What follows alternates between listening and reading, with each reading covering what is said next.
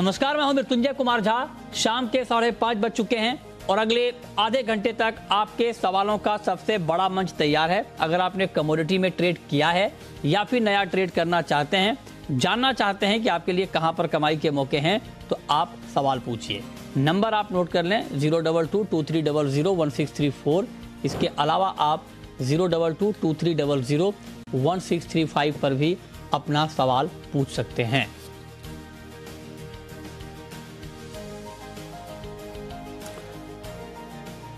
और आज हमारे साथ 4 खास मेहमान जुड़े हैं। हमारे साथ हैं अतुल गनात्रा, जो कि प्रेसिडेंट हैं कॉटन एसोसिएशन ऑफ इंडिया के। हमारे साथ बीबी मेहता हैं, ईडी हैं एससीए के। हमारे साथ भाविक पटेल हैं ट्रेडबुल्स के, और अनुज गुप्ता हैं आईआईएफएल सिक्योरिटीज के। आप सभी का बहुत स्वागत है। और चर्चा की शुरुआत होगी कॉटन के साथ, क्योंकि कॉटन की कीमतों में जबरदस्त तेजी आ गई है और कॉटन के दाम एमसीएक्स पर पहली बार 30,000 के पार, और आज तो 30,900 की भी नई ऊंचाई को पार किया। मार्केट ने ज़बरदस्त तेज़ी है। ग्लोबल मार्केट में भाव 10 साल की ऊंचाई पर है। और यूएस से एक महीने में चीन को जो एक्सपोर्ट हुआ है वो 92% बढ़ा है। तो ज़बरदस्त डिमांड की वजह से कीमतें आसमान पर पहुंच गई हैं। सवाल ये है कि क्या कॉटन की ये तूफानी तेज़ी अभी कंटिन्यू रहेगी या ये तेज़ी फंडामेंटल के खिलाफ है। इसी पर अतुल गनात्रा जी हमारे साथ जुड़े हैं। सर, बहुत स्वागत है आपका जी बिजनेस पर। आप बताएं कि ये तेजी जस्टिफाइड है क्या कॉटन की? गुड इवनिंग मृत्युंजय जी। देखिए, ये जो तेजी आई है वो रुई में मेनली यूएसए का जो फ्यूचर है आइस फ्यूचर, वो आज से 10 दिन पहले 90 सेंट 89-90 सेंट था और आज वो ट्रेडिंग कर रहा है 109 सेंट। तो इसमें करीब 20% का यूएसए के आइस के फ्यूचर में तेजी आया है। और उसकी वजह से क्या है, जो हेजिंग का बिजनेस करते हैं वो आइस पे बेचते हैं और इंडिया में माल एमसीएक्स वगैरह पे खरीद के वहाँ हेजिंग करते हैं। तो ये मेन वजह है यहाँ हमारे यहाँ भाव बढ़ने का। मगर जितना एमसीएक्स में भाव बढ़ा है उतना हाजिर की जो मार्केट है उसमें इतना भाव नहीं बढ़ा है। जैसे आज भी सीसीआई ने 1 लाख गांठ बेची है नॉर्थ में, और वो 53,500 से लेके 56,000 तक बेची है। अच्छा। और एमसीएक्स का भाव अभी हो गया है 63-64,000। तो जो ये हाजिर मार्केट है और जो एमसीएक्स का भाव है, इसमें भी बड़ा फर्क पड़ गया है। अच्छा, तो फिर आप मानते क्या है, मतलब आपको क्या लगता है कि ये जो प्राइस अभी है एमसीएक्स पर कॉटन का, ये आपको लगता है कि ये भाव कम होने चाहिए? नहीं, ये फंडामेंटल कुछ नहीं है। या ये रेट में कोई मिल वालों का कोई बाइंग नहीं आता है कि जो कंज्यूमर है वो कोई ये 60,000 में भी कोई रुई हमारे से फोन नहीं करता है कि हमारे को कॉटन दे दीजिए। तो ये एमसीएक्स के रेट बहुत ऊपर चले गए हैं और वो अनबिलीवेबल है। लेकिन ग्लोबल मार्केट में भी सर दाम बढ़ रहे हैं और 10 साल की ऊंचाई पर है ग्लोबल मार्केट में भाव। जी, तो वो ग्लोबल मार्केट का कैसा है मृत्युंजय जी के ग्लोबल मार्केट में जो ऑन कॉल लेते हैं, जिन्होंने आइस के ऊपर ऑन कॉल जो मिलों ने माल परचेज किया था, उनका अभी वो फिक्सिंग जो रेट फिक्स करते हैं, डिलीवरी लेते हैं, वो खुद ही अभी फिक्स हो गए हैं। क्योंकि इतना भाव बढ़ गया, वो जब भाव कम था तभी उन्होंने नहीं किया और अभी बोलते हैं कि उनकी वजह से ही जो रेट फिक्स नहीं हुआ उसके पीछे सट्टा भाग रहा है। अच्छा, तो इसका मेन रीजन तो यही बताया जा रहा है। वर्ल्ड मार्केट में सबसे हम पूछते हैं कि क्यों इतना आइस जा रहा है, जबकि यूएसए का क्रॉप इस साल लास्ट ईयर से 15 से 20 लाख गांठ ज्यादा बता रहे हैं। तो कोई रीजन नहीं है कि कहीं कोई क्रॉप की कमी नहीं। इसमें 2 रीजन बताए जा रहे हैं गनात्रा जी, जो एक्सपर्ट से मैं बात कर रहा हूं या फिर जो मैं अलग अलग जगहों पर देख रहा हूं। एक तो ये कहा जा रहा है कि चीन बहुत जबरदस्त बाइंग कर रहा है कॉटन की, चीन की बाइंग काफी ज्यादा हो रही है। और दूसरी बड़ी बात ये कि मतलब ये खबर है कि अमेरिका से एक महीने में चीन को 92% ज्यादा कॉटन का एक्सपोर्ट हुआ है, एक वजह।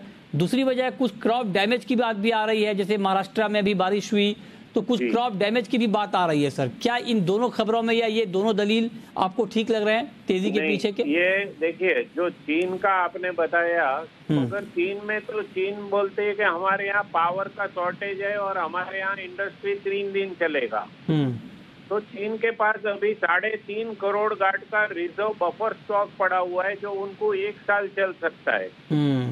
तो अगर उसके यहाँ पावर शॉर्टेज अगर होने वाली है और वो अगर न्यूज जो सही है तो उसके यहाँ तो कंजम्पशन जो 4-4.5 करोड़ का है वो कंजम्पशन ही 2-2.5 करोड़ का हो जाएगा। अच्छा, तो उनका तो खुद का ही क्रॉप 3-3.5 करोड़ का है और आगे उनका 3.5 करोड़ का कैरी फॉरवर्ड उनके पास तो 1 साल का पड़ा हुआ है। तो चीन का ऐसा कोई वजह नहीं है वर्ल्ड मार्केट में। और इस साल यूएसए का क्रॉप 20 लाख गांठ ज्यादा है। पाकिस्तान का क्रॉप जो लास्ट ईयर 55 लाख बेल्स हुआ था वो इस साल 95 लाख से 1 करोड़ बेल का पाकिस्तान का क्रॉप भी डबल है। और जो आपने बोला कि जो थोड़ा लॉस हुआ है वो महाराष्ट्र में वगैरह में जो बारिश हुआ था उससे लॉस जो फर्स्ट पिके जो ये मई महीने की अर्ली सोइंग होती है उसको लॉस हुआ, मगर जो बारिश के बाद जो 15 जून से लेके 30 अगस्त तक जो सोइंग हुआ है उसको ये क्रॉप से कोई नुकसान नहीं है। अच्छा, तो हार्डली 5 to 10% सोइंग ऐसा होता है जो मई महीने में होता है, उसको अगर थोड़ा बहुत नुकसान हुआ तो ये जून जुलाई अगस्त में जो सोइंग हुआ है उसको फायदा भी होगा। और 5-6 दिनों से बहुत कड़क धूप निकली हुई है और कॉटन का जो प्लांट्स में मॉइस्चर वगैरह था, लैंड में जो मॉइस्चर था वो काफी सूख गया है। और अभी जो 2 दिन से रिपोर्ट आ रही है वो क्रॉप की रिपोर्ट बहुत अच्छी आ रही है। अच्छा, ठीक है। चलिए, बहुत शुक्रिया गणात्रा जी आपका हमारे साथ जुड़ने के लिए और कॉटन पर ये रिपोर्ट हम तक पहुंचाने के लिए। लेकिन आप जरा बताएं भाविक जी कि 30,900 रिकॉर्ड प्राइस है एमसीएक्स पर कॉटन का। क्या ये भाव आपको फ्यूचर मार्केट में टिकाऊ दिख रहे हैं क्या, या इस भाव पर एंट्री करना बहुत रिस्की है?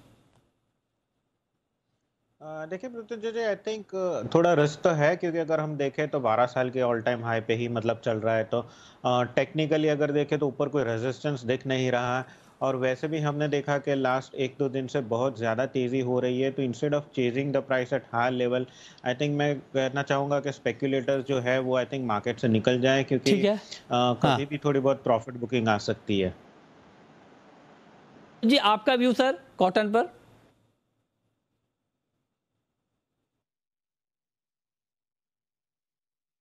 अनुज गुप्ता जी। जी मृत्युंजय जी, गुड इवनिंग सर।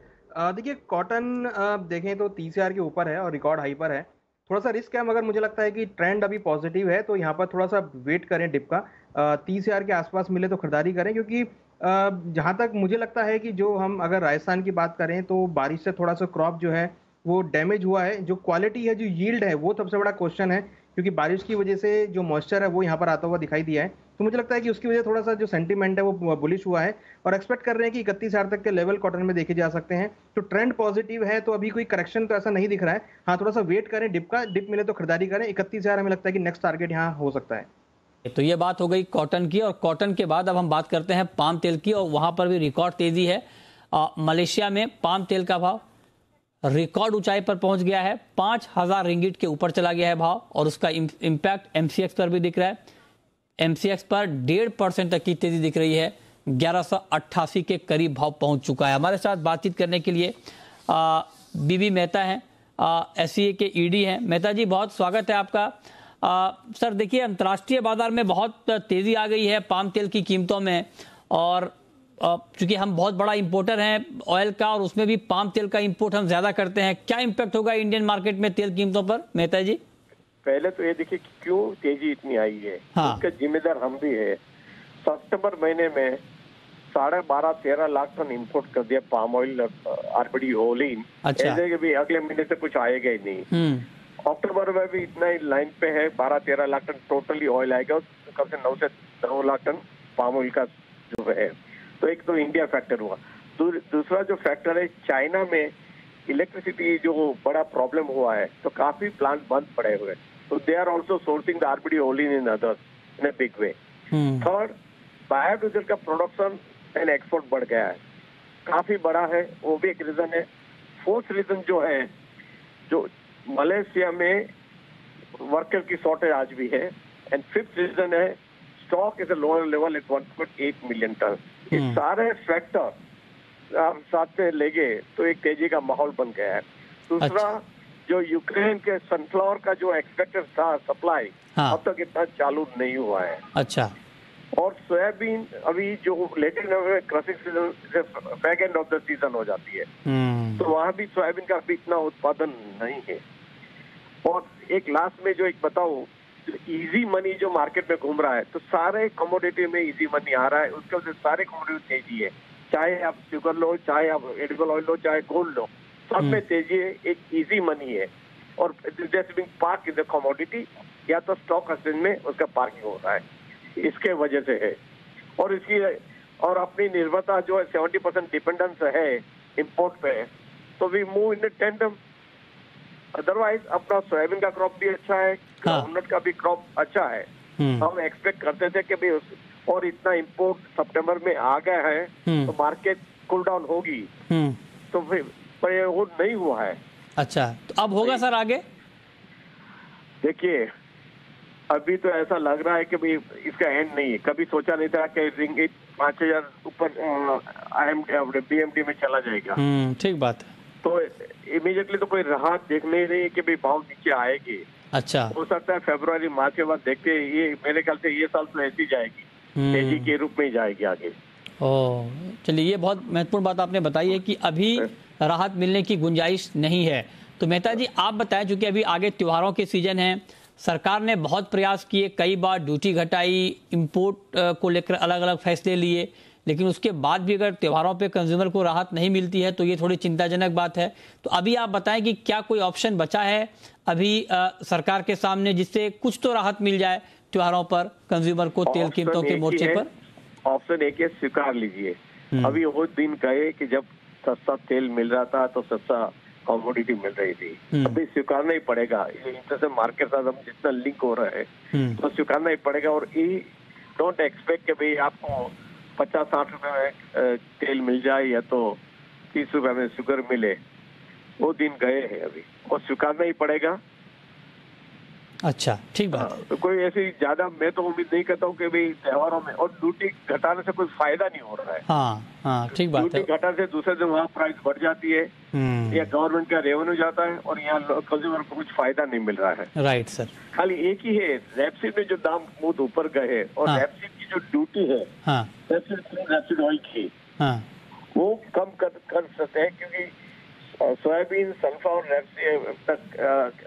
सीपीओ की ड्यूटी है आज 24.75%। ओके। ताकि क्रूड रेपसीड ऑयल की ड्यूटी है 38.50।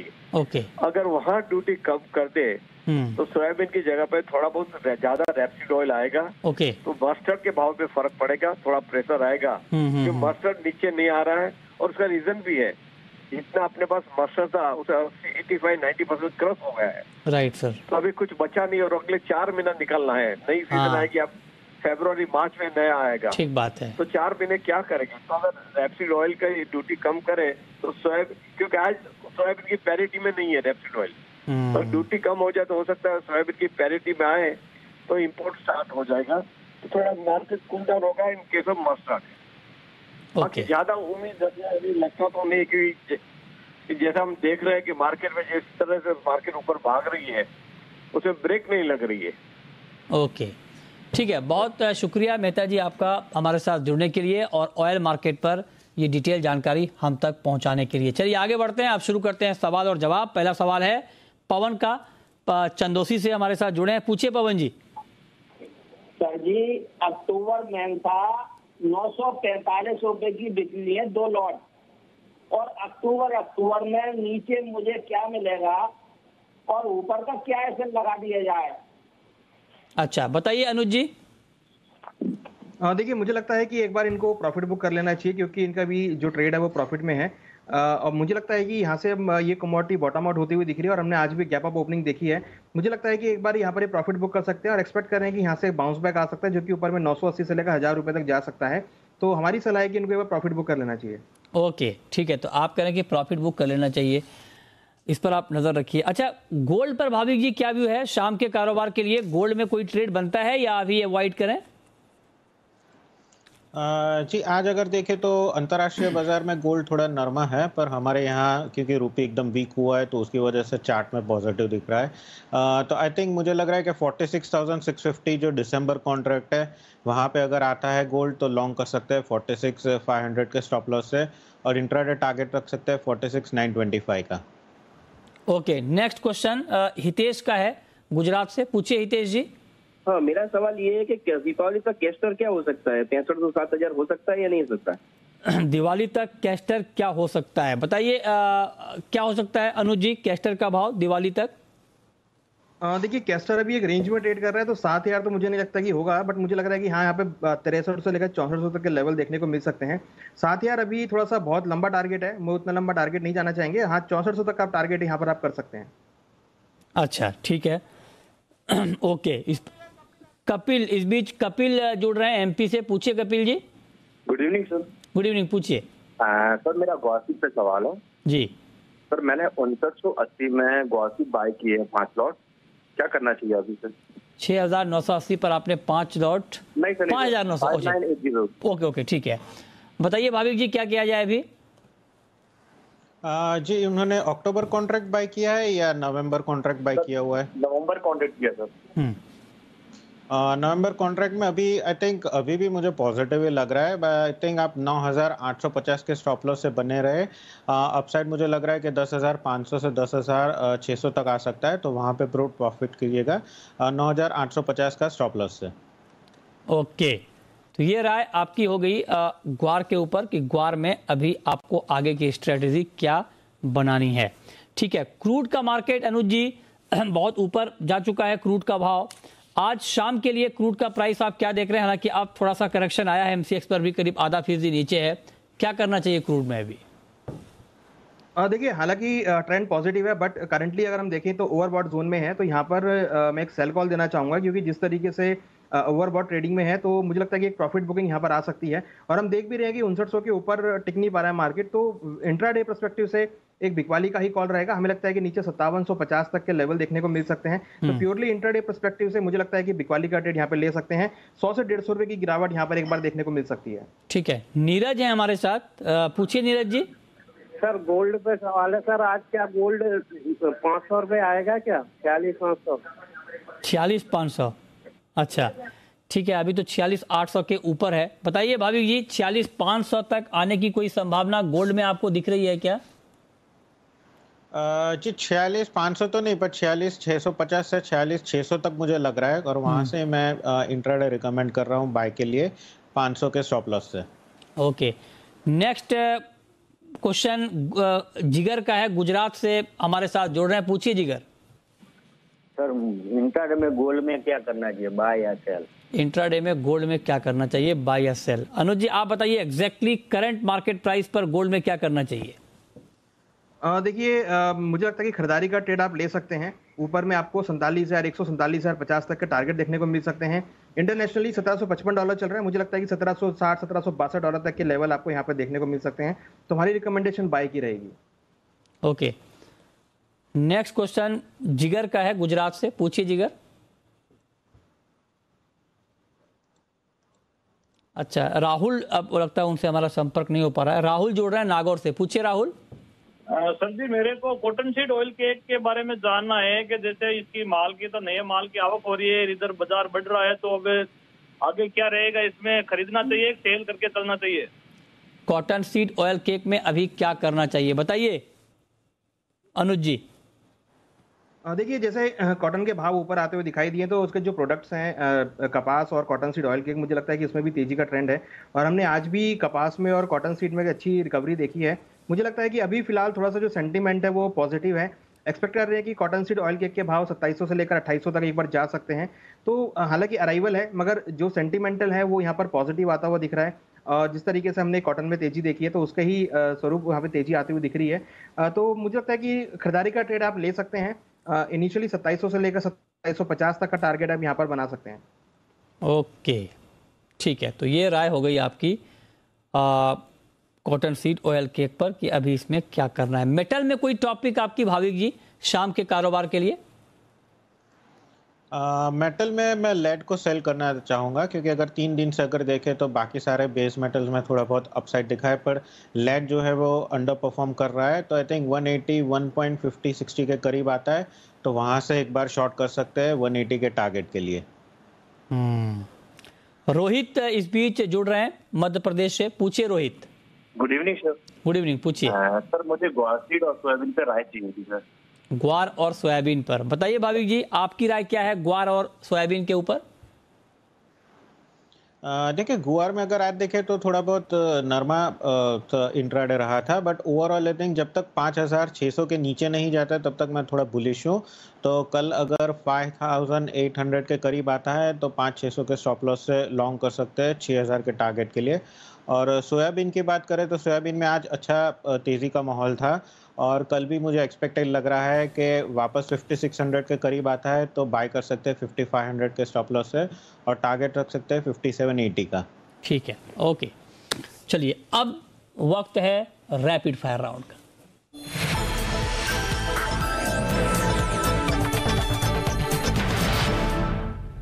अनुज जी, आपकी पहली रैपिड फायर कॉल।